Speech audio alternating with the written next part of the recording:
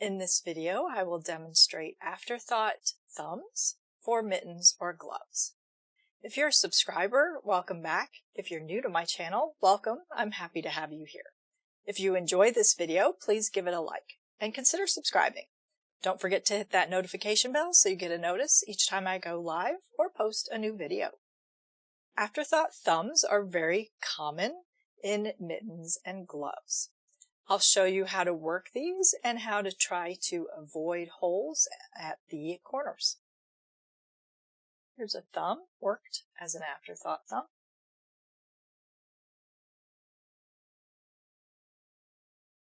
Let me show you how to do this. I have a mitten sample and I've already placed the waste yarn for my thumb. This is really easy to do when you get to the thumb round in your particular pattern. You will work across to the thumb stitches. You will join a piece of waste yarn and you will knit across those stitches. And then you will slip those stitches back, cut the waste yarn, slip those stitches back, and then work across them once more with the working yarn. This puts a nice piece of waste yarn in the location for that thumb so that we can pick up live stitches on either side and remove that waste yarn. You can do an afterthought thumb without using the waste yarn. You just work your mitten all the way to the end. You will need to identify the stitches for the thumb, find the center stitch, and you will cut a stitch right in the middle and unwork one row of your knitting to each end and reveal the live stitches. You will then, though, have a short piece of yarn on either end that needs to be woven in to secure it. Now you could use that piece of yarn to close up any holes that you get in the corners. So that's another way to do an afterthought thumb. I like to use the waste yarn method because then I don't have to cut my yarn and I can avoid having those really short pieces of yarn on either side that need to be woven in. So here is my waste yarn. I like to use a much thinner DPN than my working needles were for this project and go in and find, so this was the direction of the knitting. So this set of stitches will be whole stitches. So I find every right hand leg of each stitch underneath that waste yarn. So I'm picking up the stitches that were worked in the working yarn, not the waste yarn. And so I have 6 stitches here secured with the DPN. I then pivot my knitting so that these stitches are now on top. Now the direction of knitting was this way, so these are actual bases of stitches, so there will be one more loop that you pick up across here than you picked up here. And I like to make sure that I get the half loops on either side, so there will be a half loop over here and a half loop over here. So wherever that waste yarn, see, it gets right there, that stitch. So I pick up the left leg there of that loop. I will reorient it when I come back around and actually knit. But I get that loop. And then the right legs of all of the loops across.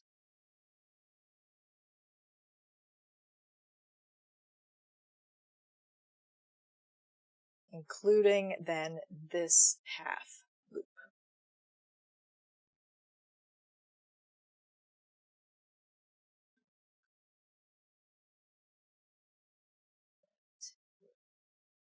So if we count, there should be 7.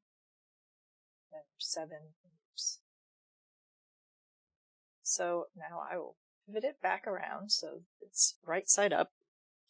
And I take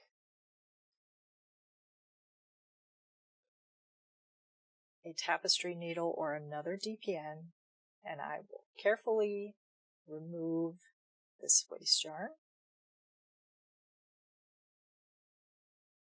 I did not use a smooth piece of waste yarn, so it's kind of sticking. So your choice of waste yarn can make a big difference. Use something smooth and not fuzzy.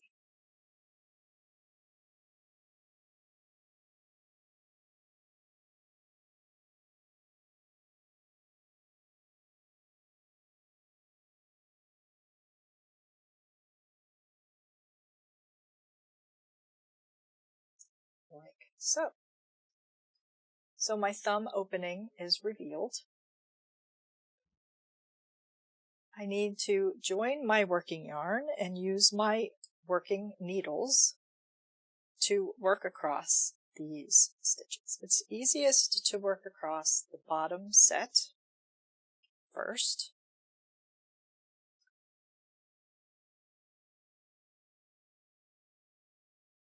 I like to leave a nice long tail so that I have something to close up any holes with later, and work across those 6 stitches in this case.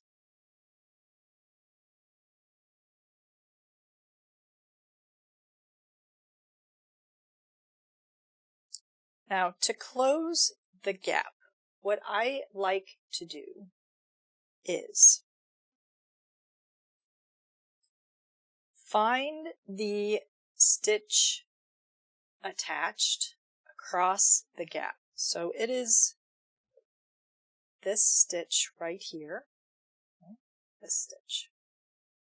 And I find, so I don't want to go into that leg because that will pull that stitch over and make a hole.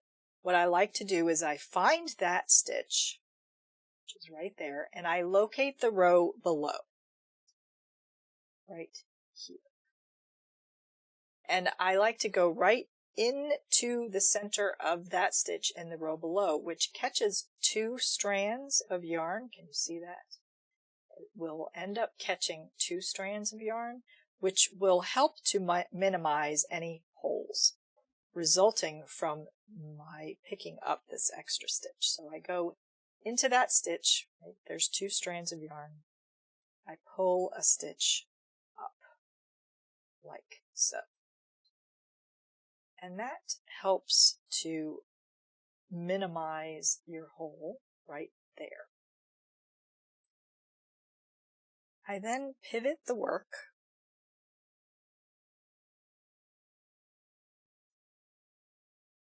and depending on the fabric and how big this gap looks to you, you may want to do one more pickup, but I think I can get away with this fabric with just the one right there. But if I was to pick up another extra stitch, I think I might pick up there into those 2. But instead, I'm going to go right up here because that looks pretty good to me. So I'm going to knit into, so I had picked up the left leg, so this is a twisted mount stitch, so I need to make sure I go into the back leg to knit this stitch, and that will help close that gap as well, because we are working into that half stitch that the waste yarn had secured. Like so, and then work across.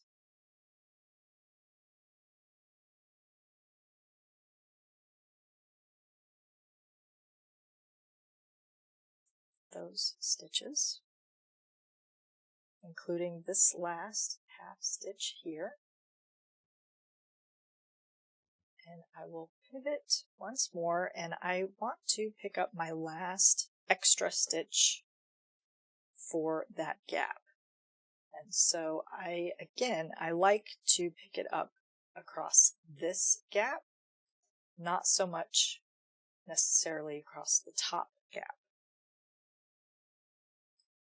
So let me get another DPN. And again, I locate that stitch spanning this gap, which is this stitch right here coming out. So I follow that bar across the gap, right, and it's making this stitch. So I find the stitch below and I go into the center of that stitch and pull a stitch up. This can be awkward.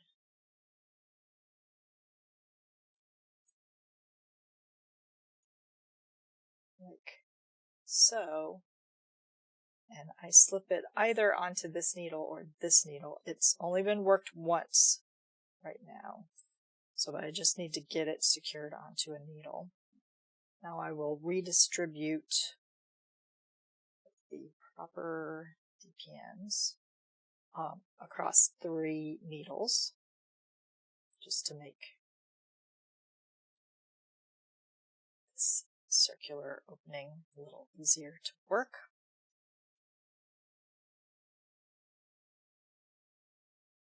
Then one more step to close those gaps. And I don't so much worry about what the pattern tells me the stitch count needs to be here. Now for color work, you will need to make sure you have end up with the correct number of stitches. So you can work a decrease round right away, immediately as part of the picking up of the stitches. So if you need to. Otherwise, in a plain mitten like this, it doesn't so much matter.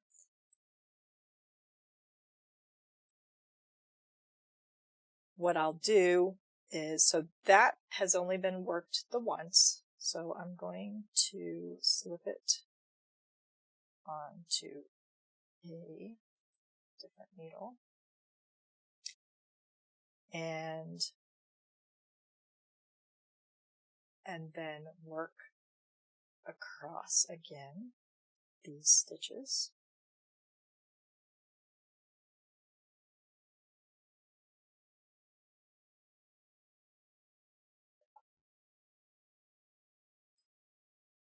Pivot. And I like to close those, remove those extra stitches towards the center of the thumb. So instead of working like an SSK here to remove that extra stitch, I'd like to work a knit together to move it in. The other option, actually, what I would probably do is work it together with the upper stitch, because then that extra stitch will get hidden in the fold of the thumb. So that's what I'll do here. I'll work 2 stitches here.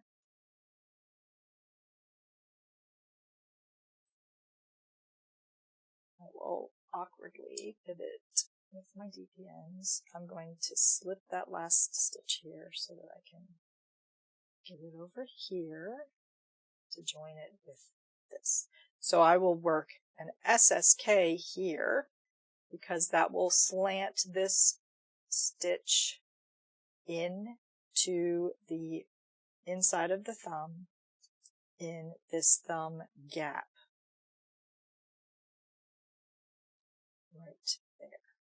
And so you can see that's what our join will look like.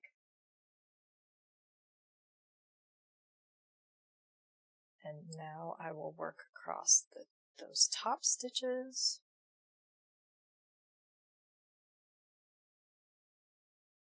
And I'm working on it. Across the top. And everywhere I have, I'm switching my DPNs. I'm pulling nice and snug to try to prevent ladders. And so here is the stitch right before my extra stitch. So I want to slip this one and slip this one to get them on the same needle, like so. and slip these two back so I can work them. And I will work a knit two together here to get that extra stitch moving into the center. And again, it's being joined to the inner thumb stitches, so it will be hidden on the inside kind of hinge of that thumb. And let me work. It's hard to see here, but that's what our gap will look like. But let me get a couple of rounds worked so you can see what this will look like.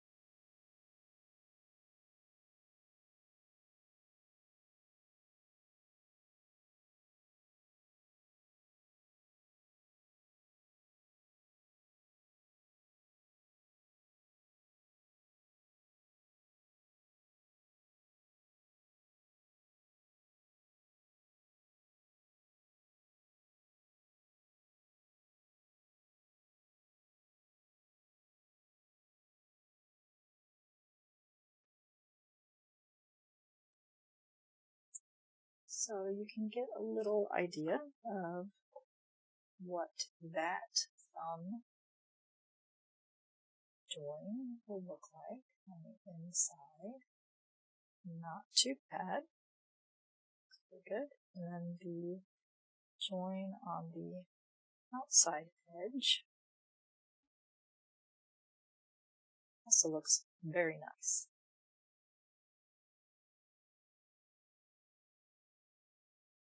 So I don't know that I really have any, maybe right there. I want to close that up a little bit more, but